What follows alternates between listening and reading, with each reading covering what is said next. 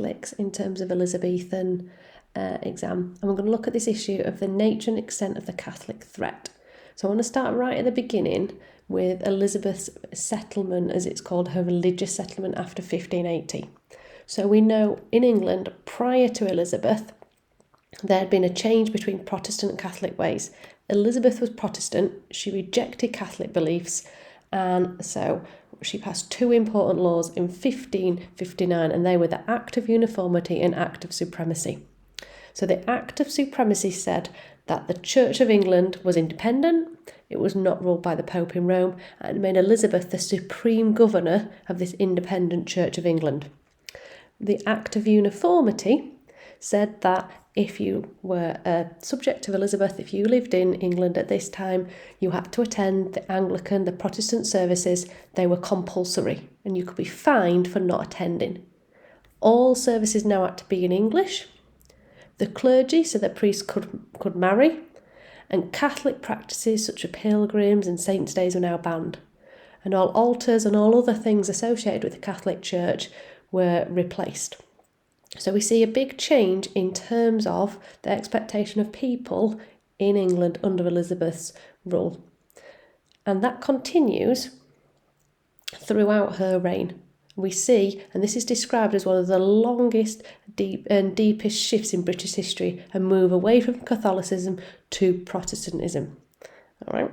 Now, there were a lot of different responses to Elizabeth's settlement, and that varied around the country. And you've got here the groups people would kind of fall into as a result of Elizabeth's change of religion.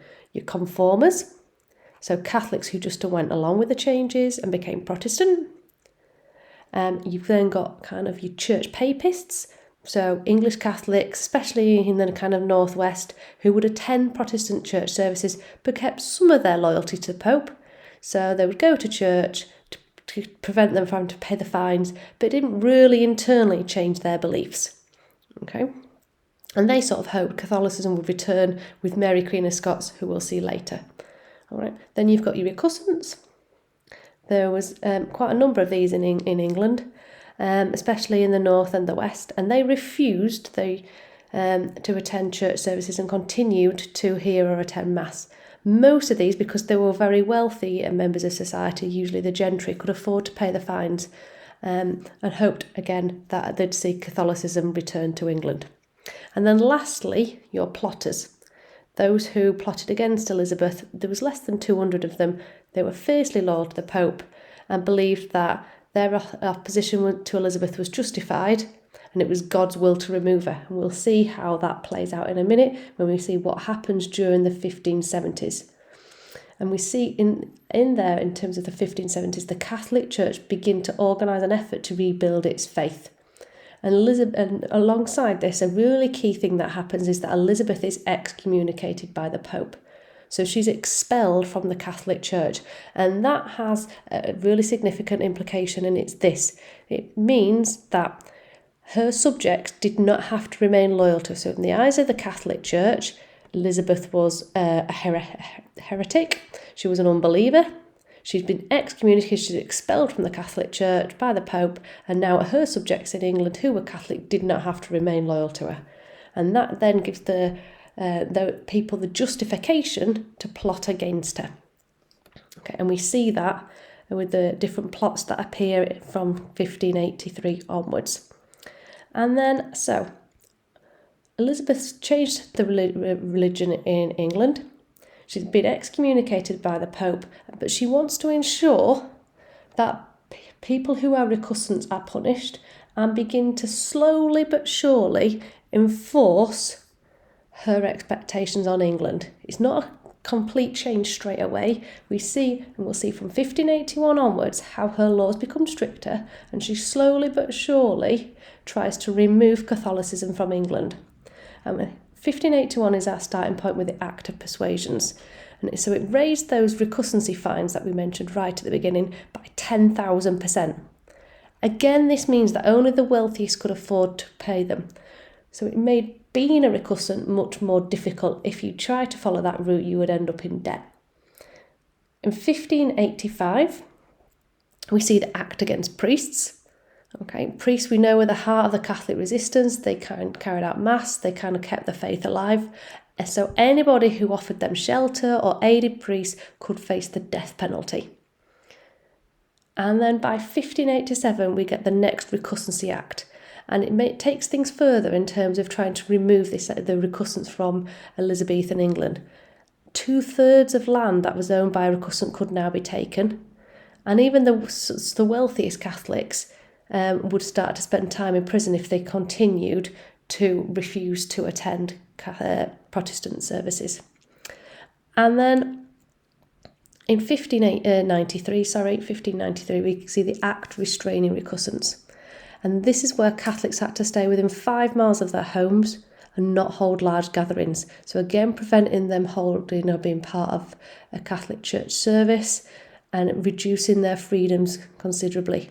And this meant that authorities could keep a much closer watch on them, and potentially anybody who's been disloyal be dealt with, and also meant that any Catholics were kind of isolated from one another. So this is the first stage, if you like, of Elizabeth's settlement. We see how that changes throughout her reign. Now there's other aspects to the study of the Catholics, and that is in terms of the Catholics and links with abroad. So while Elizabeth is trying to remove Catholicism in England, the response for that from Italy, from the Pope and from Rome comes through the use of seminary and Jesuit priests, which are sent to England to keep the Catholic faith alive. The seminary priests and Jesuit priests we've talked about in lessons, we know they've got 2 specifically different roles. So seminary priests who trained at seminaries, preschools, their main role was to encourage the faithful Catholics by saying Mass and hearing confessions. They didn't try and convert anyone. Jesuit priests had I would say, specifically different role. They were specifically trained to win people back to Catholicism. They were really dedicated in serving the Pope. And Edmund Campion is our first example of a Jesuit priest who arrived in England. And often they played a very dangerous role coming to England to try and keep the Catholic faith alive. We usually come in disguise and have to use safe houses to avoid arrest. Because while all this was going on, and we've got Jesuit and Catholic priests being sent to England to kind of rebuild the Catholic faith, priests were being hunted by Walsingham's spy network. And by 1580, over 100 priests had arrived from Europe, and a lot of them had to go into hiding, hid by wealthy Catholics. But Walsingham built a spy network of kind of informers and spies to learn about the plans and plots to move around Catholic peace. And then they relied on the local JPs who were ordered to search for priests in the houses of the gentry. And Edmund Campion is a good example here. And in 1581, he was eventually found and executed. He was tortured on the rack and then hung, drawn and quartered as a traitor. He insisted that he never encouraged rebellion against Elizabeth and claimed he was loyal, but he was the first Jesuit priest who was found hiding in a priest hole and was punished and put on trial for coming to England to try and convert people back to Catholicism. Now, eventually, the threat from the Catholics does fade, and we see this by 1588. Elizabeth is seen as triumphing her role with that religious settlement to remove Catholicism and put Protestantism in place as the main religion in England. Now, the reasons why Catholicism faded kind of fit into kind of 4 different categories. Many people think that the seminary and Jesuit priests were just too divided over their tactics, and if they'd worked together, things might have been a bit better. People also say that Walsingham's spy network was more extensive than the Catholics' network of priests, so they were able to those spies were able to find the Catholic priests. Some people say that the wrong kind of the gentry were kind of concentrated on as people to kind of encourage Catholicism through, but actually the majority of people in England were from kind of lower orders. And so there was really no one to encourage those from the middling sort or the labouring poor to stay Catholic. And then others say that the Catholic threat faded because they were just concentrated in the wrong areas, in the wrong places. They concentrated in the southeast, but recussancy was strongest in the kind of north and west. and they didn't have the right actions in terms of which areas to kind of focus on. And all those aspects are considered when we look at why the threat fades and why Elizabeth kind of triumphs in her removal of the Catholics from England and the focus of religion being back in Protestantism. Now, we mustn't forget that Elizabeth did face opposition throughout her reign, not just from the Pope and from priests, whether they be Jesuit or seminary priests or the recusants, but also from plotters. And we looked at those right at the beginning, and we know that they came into play as Elizabeth is excommunicated by the Pope. And Mary, Queen of Scots, almost becomes a bit of a figurehead for our plotters. She was Elizabeth's Catholic cousin. Okay. Now, when she came to England, Elizabeth knew that Mary, Queen of Scots was going to be dangerous, so she was kept confined in England and she was moved around. Although she was comfortable in her captivity, Elizabeth was really wary of the kind of position that what Mary, Queen of Scots represented to the Catholics. She feared that she could become the focus of Catholic plots and was really seen as a threat to national security. And we see that there are from this two really kind of plots that we're going to focus on: the Throckmorton plot in 1583 and then the Babington plot in 1586. And spoiler alert, we know Mary, Queen of Scots is eventually executed in 1587. So the Throckmorton plot aimed to replace Elizabeth with Mary. Okay, and it was through the Pope and Philip II of Spain and the French Catholic army. They devised this plan with Francis Throckmorton in England to place Mary on the throne. However, Walsingham's spies uncovered this plot. Throckmorton was arrested, but Mary was spared because they couldn't prove her involvement. Okay? Now, later on, we see 3 years later the Babington plot. Okay, and in 1586, Anthony Babington communicated with Mary using those coded messages about a plot to kill Elizabeth. Now, both parties, Babington and Mary, Queen of Scots, were unaware that their correspondence, their letters were being intercepted by Walsingham's spies, and this gave Walsingham the evidence he needed of Mary's guilt. Mary then eventually was put on trial. She was found guilty of treason and, as we said, executed in 1587. Now, Elizabeth hadn't signed Mary's death warrant. Had signed Mary's death warrant, but had asked for it not to be sealed, and she's furious that execution had gone ahead. So I think perhaps, although Elizabeth knew she was a threat, whether she wanted her to be executed or not, she was certainly furious that it had gone ahead. And so while one threat is removed with Mary, Queen of Scots, another threat appears in the form of the Spanish Armada. Now, we've looked at quite a lot of, in lesson time, at the background to the Spanish Armada.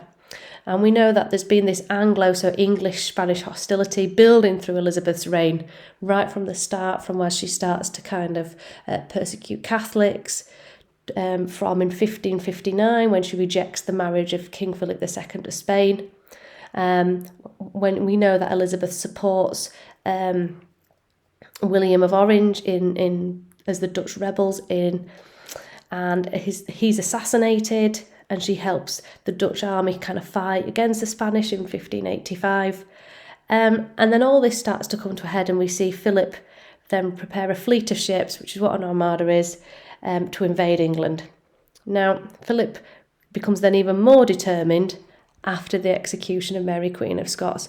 And so in 1588, the Spanish Armada come and try and attack England. Now, we know the Armada fails, and historians look at it from different points of view, different interpretations of whether this was a combination of bad planning, bad luck, or skillful English tactics. We know from a planning perspective, the Armada was supposed to pick up troops in the Netherlands and take them to invade England, but that communication didn't really happen.